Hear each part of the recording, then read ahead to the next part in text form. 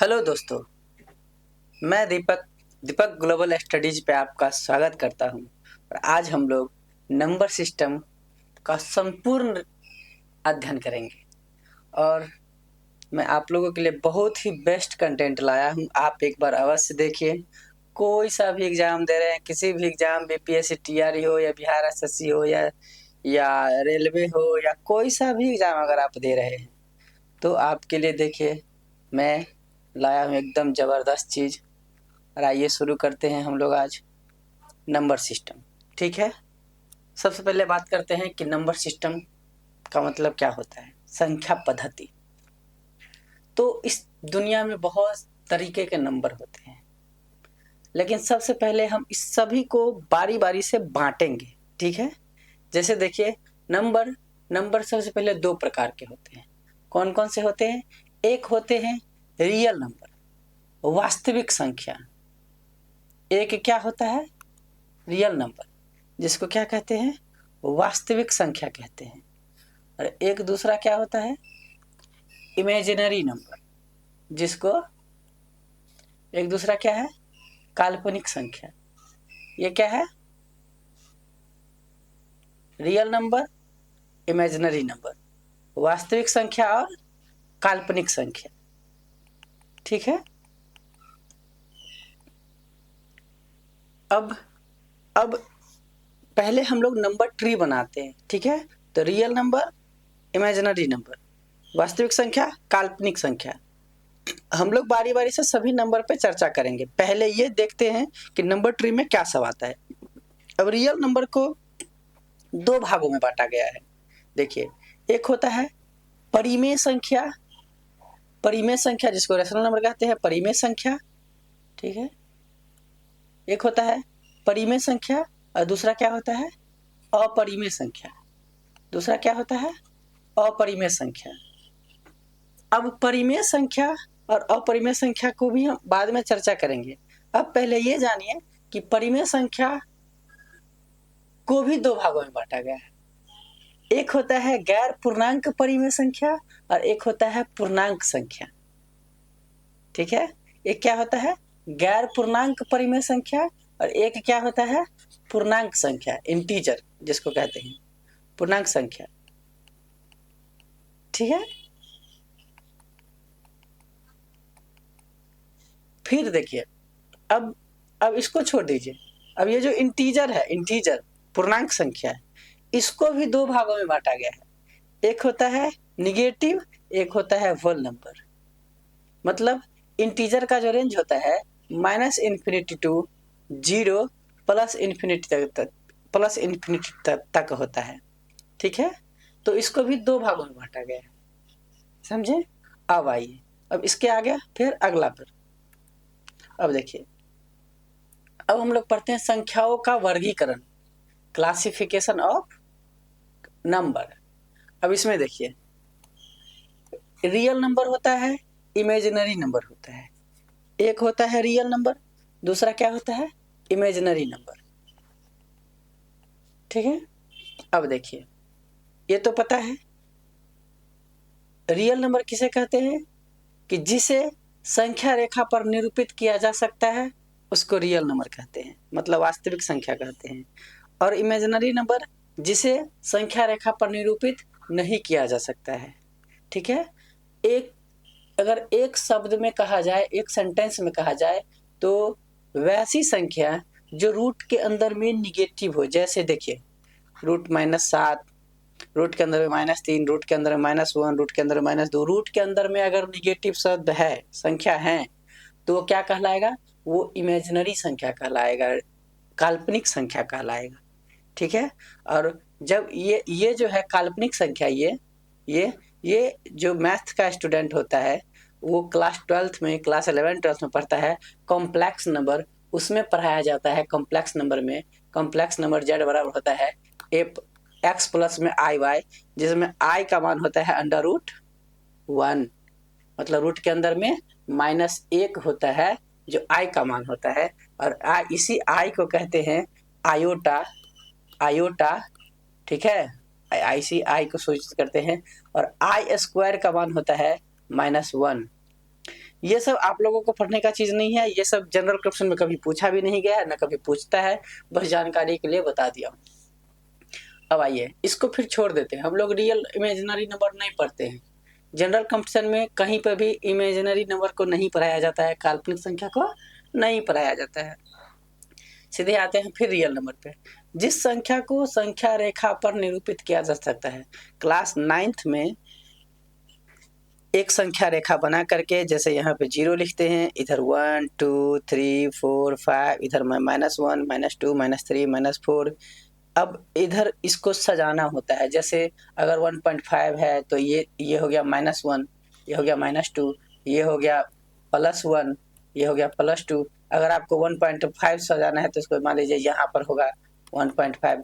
मतलब ये जो इस 1.5 को जो इस संख्या रेखा पर दर्शाएं, इसी को कहते हैं संख्या रेखा पर दर्शाना। तो जो भी रियल नंबर होता है उसको हम संख्या रेखा पर प्रदर्शित कर सकते हैं, लेकिन इमेजिनरी नंबर को हम लोग, काल्पनिक संख्या को संख्या रेखा पर प्रदर्शित नहीं कर सकते हैं। ठीक है, आगे बढ़ते हैं। आइए, अब जैसे जितने भी इस धरती पे नंबर है, दुनिया में नंबर है, सभी क्या है? रियल नंबर है, एक्सेप्ट रूट के अंदर में निगेटिव ऋणात्मक संख्या। रूट के अंदर में अगर माइनस है उसको अगर छोड़ दिया जाए तो बाद बाकी जितना संख्या है, लाख करोड़ अरब खरब नील, सब क्या है? रियल नंबर है, वास्तविक संख्या है।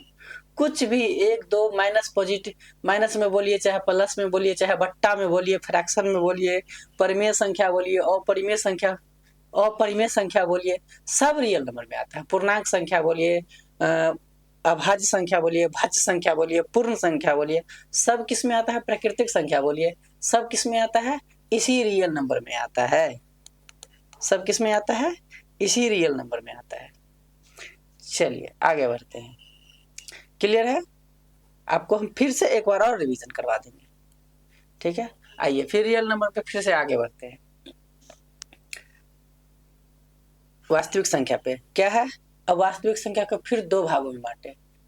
क्या है? परिमेय संख्या। ये क्या है? परिमेय संख्या। और दूसरा क्या है? अपरिमेय संख्या।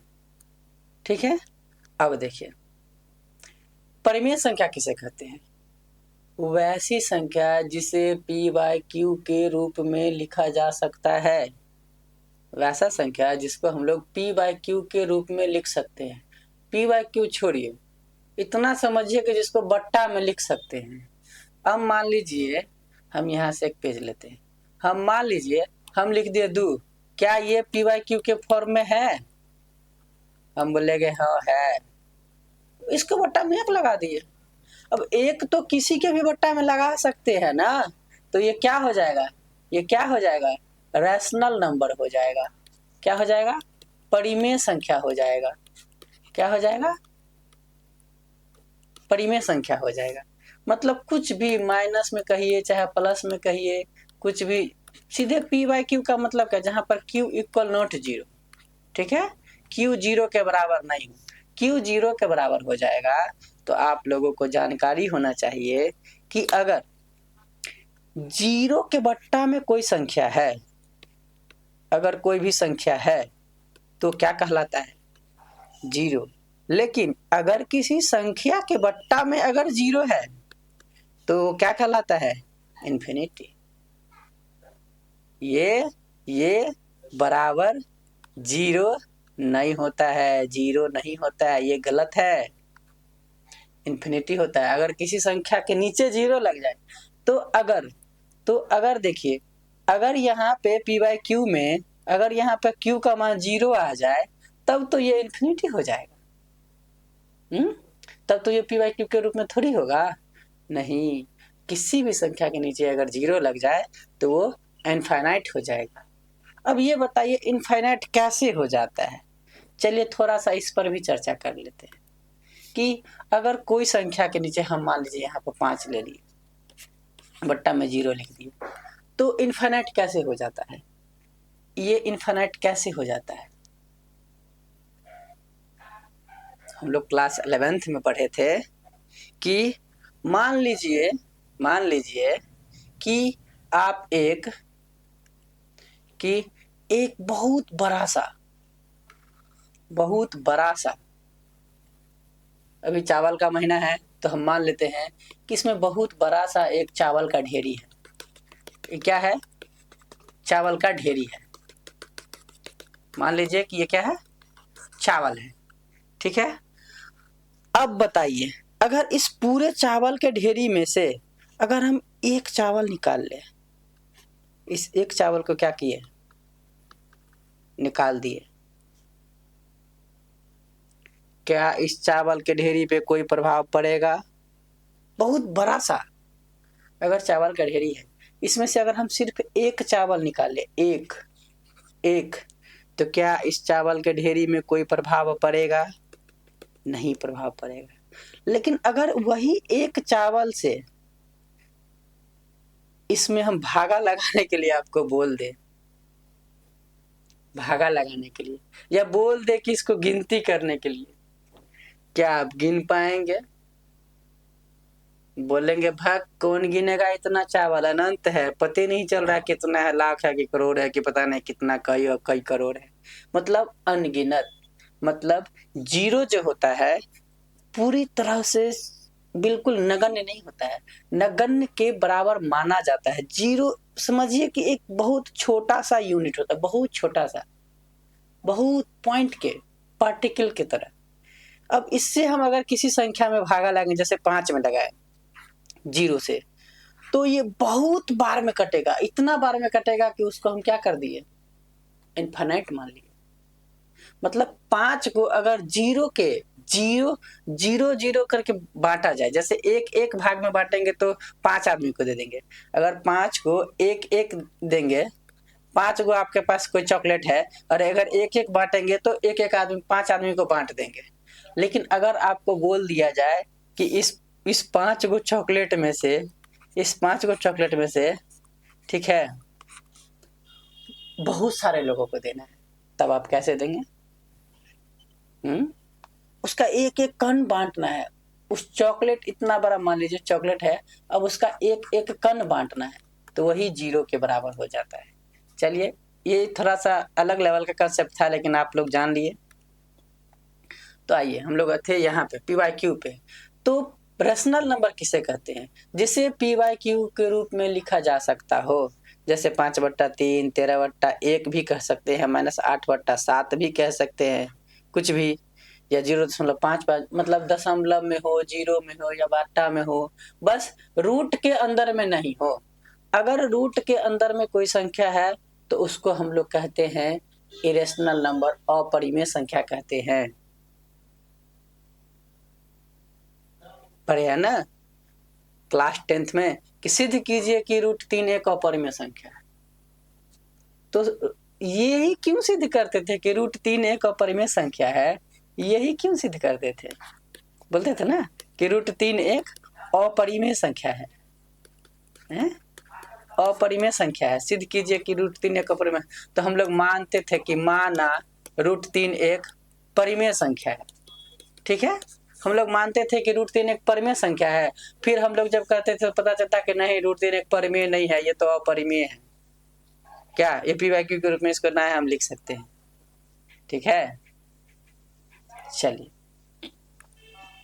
तो रूट के अंदर में जो भी संख्या होगा वो अपरिमेय माना जाएगा, और जो रूट से बाहर संख्या होगा उसको PYQ के रूप में लिख सकते हैं, और वो परिमेय संख्या कहलाएगा। चलिए आगे बढ़ते हैं। क्लियर है? आइए, अब आइए डेसिमल पे, दशमलव। ठीक है, अब दशमलव 3 प्रकार के होते हैं, पता है? दशमलव 3 प्रकार के होते हैं। एक जिसको शांत दशमलव कहते हैं, दूसरा जिसको गैर शांत दशमलव कहते हैं, और एक गैर शांत दोहराव कहते हैं। इसको ना हिंदी में समझना थोड़ा सा टफ लग रहा है, इसको ना अंग्रेजी में ज्यादा आसान होता है। ठीक है, ये जो गैर शांत लिखा है ना, इसको अगर आप अंग्रेजी में करेंगे ना तो आपको ये थोड़ा सा ज्यादा आसान लगेगा। ठीक है, इसी शांत दशमलव को अंग्रेजी में कहते हैं टर्मिनेटिंग डेसिमल। क्या कहते हैं? टर्मिनेटिंग डेसिमल, टर्मिनेटिंग डेसिमल, ठीक है। और ये जो गैर शांत दशमलव है इसको कहते हैं नॉन टर्मिनेटिंग। टर्मिनेटिंग का मतलब क्या, शांत का मतलब क्या है, जैसे हम 1/2 लिखे, ठीक है, मतलब 2 से 1 में भागा लगाए तो हमको पता है कि 1 0.5 बार में कट जाएगा, आधा बार में। क्या मतलब अब यहाँ पे क्या हो गया, ये शांत हो गया, अब इससे आगे नहीं जा रहा है तो क्या हो गया, शांत हो गया। एक होता है, अब जैसे हम लोग बचपन में 10 में 3 से भागा लगाते थे। अब 10 में कितना भी 3 से भागा लगाइएगा ना, वो आपको हर बार 1.3333 हर बार 3 3 9, 1 बचेगा, 0 से भागा लगाइए हर बार आपको। जैसे 10/3 है तो 3 से भागा लगाए, 3 से भागा लगाए 10 में, ठीक है, तो क्या हुआ, 3 3 9, 3 3 9, 1 हुआ, फिर यहाँ पर दशमलव दिए, यहाँ पे 0 दिए, फिर 3 3 9, फिर यहाँ पे 1 हुआ है, फिर अब दशमलव एक बार तो दे दिया, अब दशमलव तो नहीं देंगे, फिर 0 देंगे, फिर 3 3 9, फिर 9, मतलब हर बार क्या हो रहा है, हर बार क्या हो रहा है कि एक ही आ रहा है, मतलब हर, तो इसका मतलब क्या है कि 1.333333 हर बार, मतलब ये नॉन टर्मिनेटिंग है, ये कभी जो है ना रिपीटिंग डेसिमल है, मतलब ये दोहराव कर रहा है, तो इसीलिए हम लोग 3 पर क्या करते थे, ऐसे इसको बोलते हैं रेकरिंग लगा देते थे, रेकरिंग लगा देते हैं, रेकरिंग, समझे। और एक होता है गैर शांत गैर दोहराव। अब गैर शांत गैर दोहराव क्या होता है, आइए यहाँ पे, गैर शांत गैर दोहराव, इसको अंग्रेजी में कहते हैं non terminating non repeating decimal. Non terminating non repeating decimal, अंग्रेजी में नॉन रिपीटिंग का मतलब हुआ कि जो दोहराव नहीं हो, मतलब रिपीट न करे, ठीक है। तो जैसे √3 का मान 3.14 और कुछ बहुत तक जाइएगा, लेकिन वो आपको कभी पूरी तरह से कटेगा नहीं, शांत नहीं आएगा। जैसे √3 का मान, मतलब अपरिमेय संख्या में भी जो है ना, ये जो मान होता है ना, ये शांत नहीं आएगा, अलग अलग जितना बार भागा लगाइएगा अलग अलग आएगा। जैसे चलिए आपको हम एग्जाम्पल से समझाते हैं, ठीक है। जैसे देखिए, अगर हम जैसे 22/7 है, ठीक है, मतलब 7 से हम किस में भागा लगाए, 22 में भागा लगाए, ठीक है। चलिए अब लगाते हैं, 7 तिया 21, 1 हुआ, कट गया, आइए 0.0, 7 एकान 7, ठीक है। फिर कितना हुआ, 10 में से 7 गया तो 3, फिर अब तो दशमलव दे दिए हैं, अब इस पर सीधे 0 बैठा देंगे दशमलव के बाद। फिर देखिए 7 चौका 28, 28 हुआ, फिर 2 हुआ, फिर 0, अब 20 हो गया, ठीक है। हम लोग यहाँ पे लकीर खींच लेते हैं, 20 हो गया, अब फिर 7 से 20 में लगाएंगे, ठीक है। तो 20 में लगाएंगे तो 7 दूना 14, इसको ना यहाँ पे लिखते हैं, जो है इसके ऊपर में लिखते हैं 7 दूना 14, 2 7 दूना 14 हुआ 6, फिर 0, फिर 7 8 56, फिर 8, देखिए 7 8 56, फिर हुआ कितना, 4 पर 0, 7 5 35, फिर 5 पर 0, 7 7 49, फिर 1 पर 0, 7 एकान 7, 7 एकान 7, फिर हो गया 3 बच गया, 3 पर 0, फिर 7 चौका 28, फिर 2 पर 0, फिर 7 दूना 14, फिर देखिए, फिर 6 पर 0, 7 8 56, तो क्या हो रहा है कि हर बार मान अलग अलग आ रहा है ना। तो इसीलिए कहते हैं ये क्या है, पाई का मान बिल्कुल अलग है,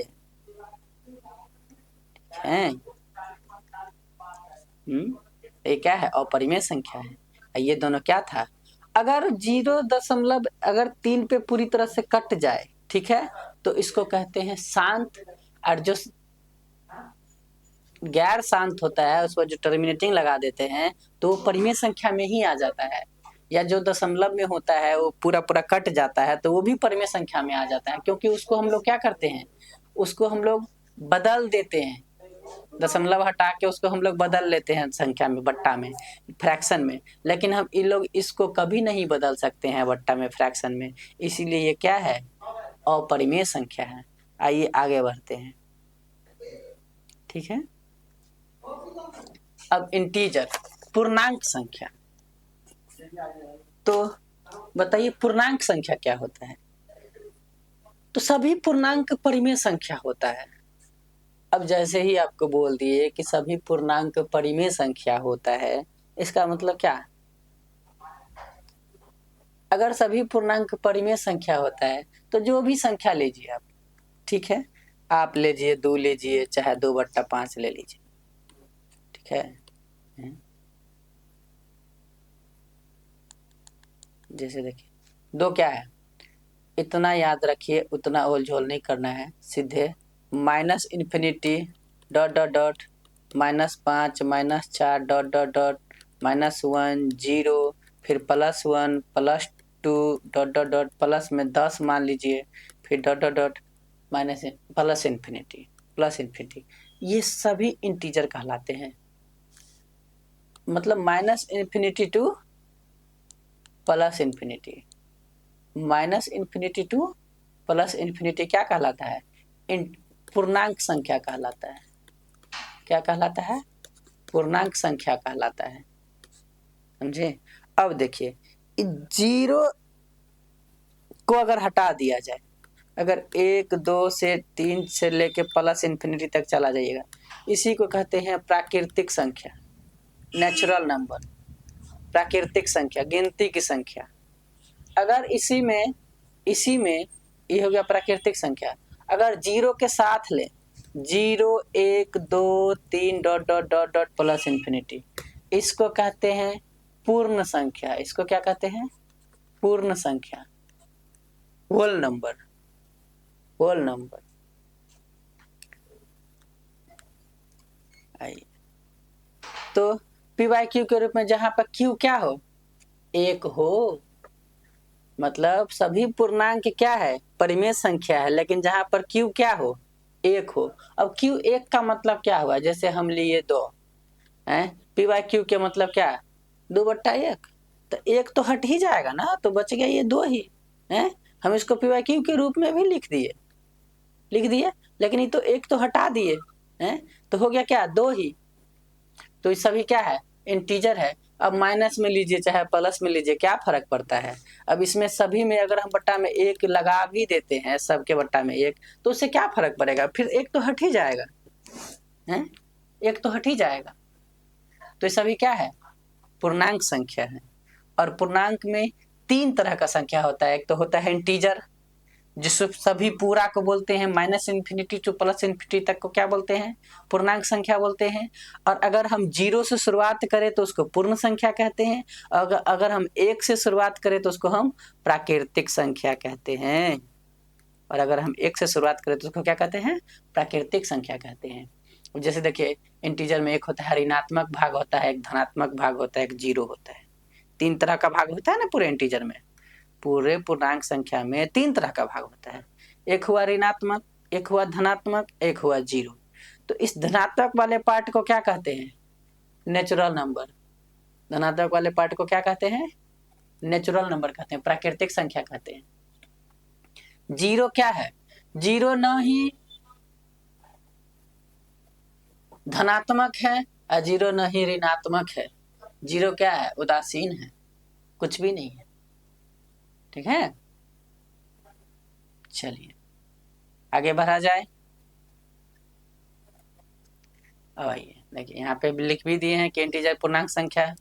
ये 0 से अगर शुरू किया जाए तो पूर्ण संख्या बोलते हैं, और अगर 1 से शुरू किया जाए तो प्राकृतिक संख्या बोलते हैं। अगर 1 से, यहाँ से, ठीक है, अगर यहाँ से शुरू किया जाए 1 से, तो इसको क्या कहते हैं, प्राकृतिक संख्या बोलते हैं। और अगर 0 से शुरू किया जाए तो पूर्ण संख्या बोलते हैं, ठीक है। चलिए आगे बढ़ते हैं। इंटीजर, पूर्णांक संख्या, पूर्णांक संख्या। अब फिर इसमें 2 तरह के होते हैं, एक होता है जिसको सम संख्या कहते हैं, एक को विषम संख्या कहते हैं। अब सम संख्या किसे कहते हैं, तो यूनिट डिजिट, इसी भी यूनिट डिजिट को हिंदी में कहते हैं इकाई स्थान। अगर इकाई स्थान वाला संख्या 2 से विभाजता है, या मतलब 2 0 2 4 6 8 है, इकाई स्थान पर जैसे हम लीजिए 12, तो 12 में 2 क्या है, 2 क्या है, वंस प्लेस पे है, 2 क्या है, वंस प्लेस पे है, मतलब इकाई स्थान पर है, इकाई स्थान पर है। ठीक है, तो 2 क्या है। अब इधर से जो सबसे पहले आएगा उसको इकाई स्थान बोलेंगे। ठीक है, इधर से नहीं, इधर से जो पहले आएगा उसको इकाई स्थान बोलेंगे। ठीक है, इधर से जो पहले आएगा, जैसे आप लीजिए 253, तो 3 क्या है, 3 है इकाई स्थान। ठीक है, ये 5 क्या है, 5 है दहाई स्थान, 10th प्लेस, ये सब तीसरा चौथा का चीज है। 2 क्या है, सैकड़ा, फिर 1000। ठीक है, ऐसे ऐसे, फिर 10,000, 1000 प्लेस 10,000, फिर लैक्स। ठीक है, तो जो इकाई स्थान पे अगर 0 है, 2 है, 4 है, 6 है, 8 है, तो सीधे देख लेना कि हाँ इसमें 2 से भागा लगेगा। और अगर इकाई स्थान पर 1 है, 3 है, 5 है, 7 है, 9 है, मतलब जिसमें 2 से पूरा पूरा भाग नहीं लगे, तो क्या है, ऑड नंबर है। हम मान कर चलते हैं कि आप भूल गए सब कुछ, हम आपको पूरा कंप्लीट जीरो से हीरो रिवीजन करवा रहे हैं, एक एक चीज बताएंगे। आप जानते हैं, कोई दिक्कत नहीं, अच्छी बात है, आप इसको एक बार फिर से पढ़ लीजिए। फालतू में समय तो बहुत ज्यादा गवाता है लोग, तो आप थोड़ा सा पढ़ने में भी समय दे दीजिए, क्या हो जाएगा। अब देखिए, ऑड गुने ऑड, ये सब आपके दिमाग में ना ऑटोमेटिक चलना चाहिए कि ऑड गुने ऑड क्या होगा। सीधे 3 5 15, अरे ऑड ही आ रहा है तो ऑड ही होगा। अब जैसे देखिए, ऑड गुने इवन, अगर ऑड को इवन से मल्टीप्लाई करेंगे तो क्या होगा, नंबर ऑड आएगा कि इवन आएगा। अरे तो 3 दूना 6, अरे और इवन आ गया, क्या हो गया, 6 क्या है, इवन नंबर है, मतलब सम संख्या है। ऑड को बोलते हैं विषम और इवन को बोलते हैं सम। ठीक है, तो विषम गुने विषम विषम, विषम गुने सम सम, और ऑड को ऑड से, मतलब विषम को विषम से जोड़िए चाहे घटाइए, दोनों स्थिति में क्या आएगा, सम ही आएगा, दोनों स्थिति में सम संख्या आएगा। और अगर ऑड में फिर ऑड में इवन को जोड़िए चाहे घटाइए, दोनों स्थिति में क्या आएगा, ऑड आएगा। और अगर इवन में इवन को जोड़िए चाहे घटाइए, क्या आएगा, इवन आएगा। जैसे 2 गुने 2 4, अगर 2 + 2, फिर 2 2 4, 4 - 2 2, तो क्या होगा। चलिए नेक्स्ट आगे बढ़ते हैं। नेचुरल नंबर, जो प्राकृतिक संख्या होता है वो भी 2 प्रकार के होते हैं, 2 नहीं 3 प्रकार के होते हैं। अब आइए बताते हैं कैसे। एक होता है अभाज्य संख्या, क्या होता है, अभाज्य संख्या, प्राइम नंबर। वैसी संख्या जिसका केवल 2 गुणनखंड हो उसको क्या बोलते हैं, अभाज्य संख्या बोलते हैं। और वो जो 2 गुणनखंड होगा वो कौन होगा, तो देखिए 2 है, 3 है, 4 है, 5 है, 6 है, 7 है, 8 है, 9 है, 10 है, ... बताइए इस 2 में कौन कौन संख्या से भागा लग सकता है। 1 से लगेगा, हाँ जी 1 से सभी संख्या में भागा लग सकता है। 2 से लगेगा, स्वयं से भागा लग सकता है।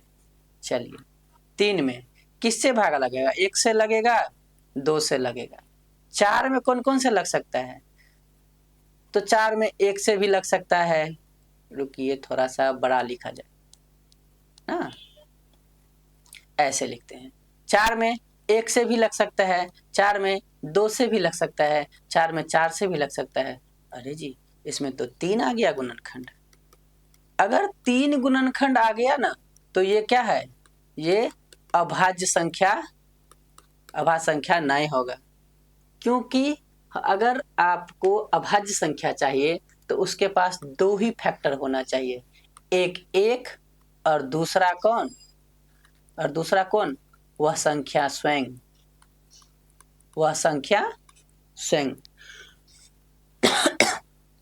सॉरी। जैसे 5 है, 5 में कौन कौन संख्या से भागा लगा, 1 से लगेगा, 5 से लगेगा। 6 में किससे लगेगा, 1 से लगेगा, 2 से लगेगा, 3 से लगेगा, 6 से लगेगा। 7 में किससे लगेगा, 1 से लगेगा, 7 से लगेगा। 8 में किससे लगेगा, 1 से लगेगा, 2 से लगेगा, 4 से लगेगा, 8 से लगेगा। तो ये सभी क्या है, गुणनखंड। आइए थोड़ा सा ये भी बता ही देते हैं कि गुणनखंड कैसे निकाला जाता है। कि अगर 8 है, कुछ नहीं करना है, सबसे छोटा संख्या से भाग लगाए, 2 से लगाएं, 4, 2 से लगाएं, फिर 2, 2 दूनी 4, 2, फिर 2 से लगाए 1। हम ये वीडियो सभी के लिए बना रहे हैं, बिल्कुल जीरो से हीरो, ठीक है। तो देखिए 8 का कौन कौन फैक्टर हो गया, गुणनखंड हो गया। तो 1 से भी लग गया। तो 1 गुने में 2 गुने में 2 गुने में 2 हुआ है, मतलब 2 दूनी 4, दूनी 8, मतलब। और अगर ऐसे देखा जाए तो 8 में कौन कौन संख्या से भागा लगा, 1 से लगा, 2 से लगा, 4 से लगा और 8 से स्वयं से लगा। मतलब 1, 2, 4, 8 इस सभी संख्या से 8 में भागा लग गया। इस सभी संख्या से 8 में भागा लग गया, ठीक है। तो ऐसे गुणनखंड निकाला जाता है। आइए हम लोग कहाँ थे, यहाँ पे प्राइम नंबर पे अभाज्य संख्या पे। तो अभाज्य संख्या कौन कौन है, 2 है, 3 है, 5 है, 7 है, 11 है, 13 है, डॉट डॉट डॉट, ठीक है। हर वैसा संख्या जिसमें एक और स्वयं के अलावा किसी और संख्या से भागा नहीं लगे। अगर शॉर्टकट में देखा जाए तो सीधे लिखिएगा कि जिस संख्या में नहीं, ये नहीं, यहाँ पे नहीं। आइए कंपोजिट नंबर, एक होता है भाज्य संख्या, इसका जस्ट अपोजिट। इसमें क्या था, एक और स्वयं के अलावा किसी और से भागा नहीं लगे, इसे क्या था, नहीं लगे। पर इसमें क्या है, इसमें कंपोजिट नंबर में कि एक और स्वयं के अलावा किसी और संख्या से भी भागा लगे, कम से कम एक और संख्या से भागा लगे। तो अब ऐसा संख्या कौन सा होगा। अब जैसे देखिए 2 में क्या था, 1 और 2 से लगा था, लेकिन 4 में क्या था कि 1 से भी लगा था, 2 से भी लगा था, 4 से भी लगा था, 3 संख्या से लग गया ना। तो हम क्या बोले, वैसा संख्या जिसमें एक और स्वयं के अलावा किसी अन्य संख्या से भी लगे तो 2 से लग गया, मतलब 1, 2 और 4 3 गुणनखंड हो गया इसका। जैसे ही इसका 3 गुणनखंड हुआ, इसका मतलब क्या है कि ये जो संख्या है, ये जो 4 है, ये क्या है, भाज्य संख्या है। और अगर आपको कोई पूछ दे कि सबसे छोटी भाज्य संख्या कौन सी है, तो बोलेंगे 4। सबसे छोटी अभाज्य संख्या कौन सी है, 2।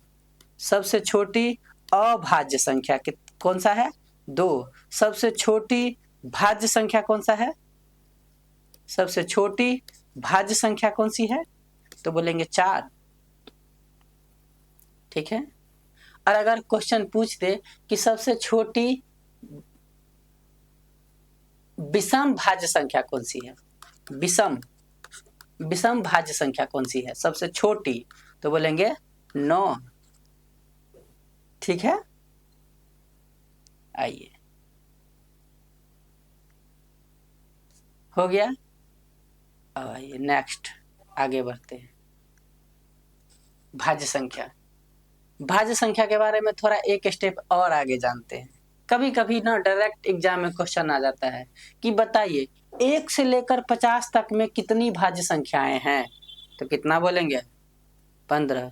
बोलेगा बताइए 1 से लेकर 100 तक में कितने भाज्य संख्याएं हैं, बोलिएगा 25। अब आपको अगर ये बात पता नहीं रहेगा, याद नहीं रहेगा, तो क्या आप उस समय जाएंगे लिखने के लिए। क्वेश्चन तो छोटा है, लेकिन आपको इसी में कम से कम 3 मिनट लग जाएगा।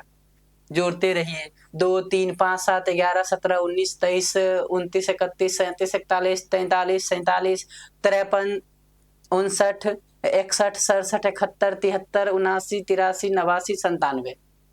क्या आप वहां पर जाके लिखेंगे और देखेंगे कि हाँ इसमें किसी अन्य संख्या से भागा नहीं लग रहा है? तो इस चीज को आपको याद रहना चाहिए। 1 से 50 तक में कितना अभाज्य संख्या है? कितना? अरे वो भाज्य नहीं, अभाज्य होगा यहाँ पे। सॉरी, भाज्य नहीं होगा यहाँ पे ना, अभाज्य होगा, अभाज्य संख्या होगा। ठीक है, तो 1 से लेकर 100 तक में कितना अभाज्य संख्या है? 25 है। 1 से 50 तक में कितना है? 15 है। अगर का आपको 25 तक में पूछ दे तो यहां से गिन लेंगे 1 2 3 4 5 6 7 8 9। 1 2 3 4 5 6 7 8 9, 9 है। 10 11 12 13 14 15। ठीक है, चलिए आगे बढ़ते हैं। कंपोजिट नंबर, जिसको भाज्य संख्या कहते हैं। 2 या 2 से अधिक गुणनखंड, जैसे 4 है, 6 है, 9 है, 8 है, ये सभी क्या है? 2 से अधिक गुणनखंड है, इसी को भाज्य संख्या कहते हैं। ये सब याद रखने योग्य बात नहीं है, ये सब बिल्कुल समझने वाला है कि 2 से अधिक होगा तो भाज्य संख्या। भाज्य मतलब क्या है? हम लोग भागा बनाते हैं तो उसमें बीच वाला का भाज्य कहते हैं, मतलब जिसमें भागा लग जाए किसी अन्य संख्या से, वो होगा भाज्य संख्या हो जाएगा। ठीक है, आइए नेक्स्ट। 1 क्या है? विषम संख्या, न भाज्य है, न अभाज्य है, न पूर्ण है, न सम है। 4 क्या है? सबसे छोटा भाज्य संख्या है। 2 क्या है? सबसे छोटा भाज्य संख्या है। 9 क्या है? सबसे छोटी विषम भाज्य संख्या है। चलिए नेक्स्ट, बहुत इंपॉर्टेंट। आज भी बहुत सारे लोग ना इस नंबर में कंफ्यूजन में जीते हैं। को prime number, relatively prime number. आज भी बहुत सारे लोग को अगर आप ढंग से अच्छा से एग्जाम्पल पूछ दीजिएगा कि को प्राइम नंबर क्या होता है, तो वो कंफ्यूज हो जाते हैं। पढ़े हुए हैं, उनको पता है, फिर भी कंफ्यूज हो जाते हैं। आज उस कंफ्यूजन को दूर कर देना।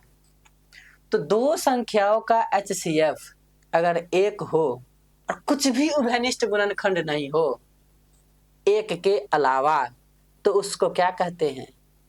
को प्राइम नंबर कहते हैं। मतलब को प्राइम नंबर में कोई लिमिटेशन नहीं है कि उसके बीच का अंतर 1 होना चाहिए, चाहे 2 होना चाहिए, या 10 होना चाहिए, 8 होना चाहिए, 7 होना चाहिए, कुछ नहीं। सीधे कोई सा भी नंबर 2 ले लीजिए, कोई सा भी 2 नंबर ले लीजिए। हम 2 लिए, 5 लिए, ठीक है, तो क्या है? को प्राइम है, को प्राइम है। कैसे?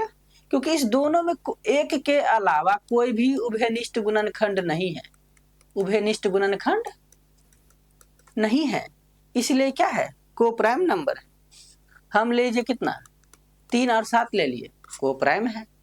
1 के अलावा इस दोनों में कोई उभयनिष्ठ गुणनखंड नहीं है, तो बताइए 16 9 क्या होगा? अरे 1 के अलावा इसमें भी कोई भी उभयनिष्ठ गुणनखंड नहीं है, ये भी क्या है? को प्राइम है। कुछ भी 13 17 ले लीजिए, 1 के अलावा कोई भी उभयनिष्ठ गुणनखंड नहीं है, तो ये भी क्या है? को प्राइम है। हो गया। चलिए बहुत इंपॉर्टेंट नेक्स्ट, अब जो आने वाला है ट्विन प्राइम। यहाँ पे भी बच्चा फंस जाता है। ट्विन प्राइम याद रखना है, एग्जाम में क्वेश्चन आता है, यहीं से क्वेश्चन आता है। यही को प्राइम ट्विन प्राइम दे देगा, इनमें से कौन है कौन नहीं है, आपको फंसा देगा। तो ट्विन प्राइम में याद रखना है कि 2 के अंतराल के साथ 2 अभाज्य, मतलब 2 जो अभाज्य संख्या होगा ना, उसके बीच का जो अंतर होगा ना, दूरी होगा ना, सिर्फ 2 होगा। जैसे 3 5 हो गया, 5 7 हो गया, 11 13 हो गया, तो 3 में 2 जोड़ेंगे तो 5 हुआ, और दोनों क्या है? अभाज्य संख्या है। 5 और 7, 5 में 2 जोड़ेंगे तो 7 होगा, और दोनों क्या है? अभाज्य संख्या है। 11 और 13, 11 में 13, 11 में 2 जोड़ेंगे तो 13 हो जाएगा, दोनों क्या है? अभाज्य संख्या है। और आपको जानकारी के लिए बता दूं, केवल ये 3 5 7 ही एक ऐसा जोड़ा है जो क्या है? ट्विन प्राइम में आता है। इसके बाद आप कोई भी ऐसा जोड़ा बनाइएगा तो नहीं बनेगा। 2 का ही अंतर हो। ट्विन प्राइम मतलब क्या? जुड़वा। जुड़वा का मतलब ही नहीं कि जोड़वा, 2 का अंतर। ठीक है, 2 का अंतर, जुड़वा का मतलब 2 का अंतर, तो देखिए 2 का अंतर है, 2 का अंतर है, 2 का अंतर है, तो ये सभी क्या है? ट्विन प्राइम है, जुड़वा अभाज्य संख्या है। क्या है? जुड़वा अभाज्य संख्या है। और इससे भी सबसे ज्यादा इंपॉर्टेंट नेक्स्ट, परफेक्ट नंबर। बहुत सारे टीचर आपको ये नंबर नहीं पढ़ाते हैं, और एग्जाम में भी पीएससी टीचर में भी एक क्वेश्चन आ चुका है कि परफेक्ट नंबर क्या है। बोला है, ऑप्शन में दिया था, ऑप्शन में दे दिया था कि इनमें से कौन परफेक्ट नंबर है, और आपको पता करना रहता है। तो आप बिल्कुल याद ही कर लीजिए कि 6 है, 28 है, 496 है, 8180 है, 28 है। ये कुछ ऐसे नंबर हैं जो परफेक्ट नंबर है, पूर्ण संख्या है। यदि सभी गुणनखंडों उस संख्या को छोड़कर का योग उस संख्या के बराबर हो तो उसे पूर्ण संख्या कहा जाता है।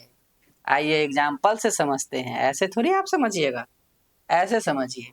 अब जैसे देखिए हम एग्जाम्पल में लिए 4, 6, 8, 12, 14, ठीक है। 4 को कौन कौन सा गुणनखंड है? तो सर 1 है, 2 है, 4 है, ठीक है। तो जो लास्ट का नंबर है, नंबर खुद है, उसको तो छोड़ देना है, ठीक है।